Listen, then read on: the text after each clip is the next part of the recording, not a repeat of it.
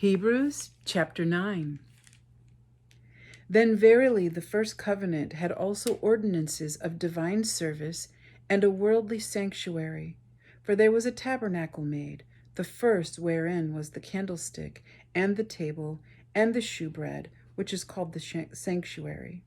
And after the second veil, the tabernacle, which is called the holiest of all, which had the golden censer, and the ark of the covenant overlaid round about with gold, wherein was the golden pot that had manna, and Aaron's rod that budded, and the tables of the covenant.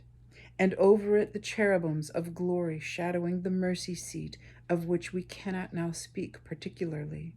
Now when these things were thus ordained, the priest went always into the first tabernacle, accomplishing the service of God. But into the second went the high priest alone, once every year, not without blood, which he offered for himself and for the errors of the people. The Holy Ghost, this signifying that the way into the holiest of all was not yet made manifest, while as the first tabernacle was yet standing, which was a figure for the time then present, in which were offered both gifts and sacrifices that could not make him that did the service perfect as pertaining to the conscience, which stood only in meats and drinks, and divers washings and carnal ordinances imposed on them until the time of Reformation.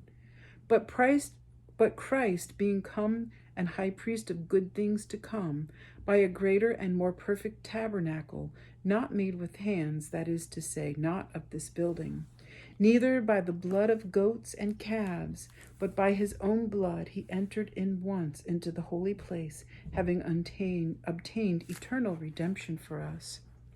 For if the blood of bulls and of goats and the ashes of an heifer sprinkling the unclean sanctifieth to the purifying of the flesh, how much more shall the blood of Christ, who through the eternal Spirit offered himself without spot to God, purge your conscience from dead works to serve the living God? And for this cause he is the mediator of the New Testament, that by means of death for the redemption of the transgressions that were under the first testament, they which are called might receive the promise of eternal inheritance. For where a testament is, there must also of necessity be the death of the testator. For a testament is of force after men are dead. Otherwise it is of no strength at all, while the testator liveth. Whereupon neither the first testament was dedicated without blood. For when Moses had spoken every precept to all the people according to the law, he took the blood of calves and of goats with water, and scarlet wool, and hyssop, and sprinkled both the book and all the people, saying, This is the blood of the testament which God hath enjoined unto you.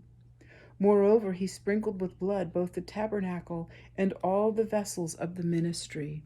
And almost all things are by the law purged with blood, and without shedding of blood is no remission. It was therefore necessary that the patterns of things in the heavens should be purified with these, but the heavenly things themselves with better sacrifices than these.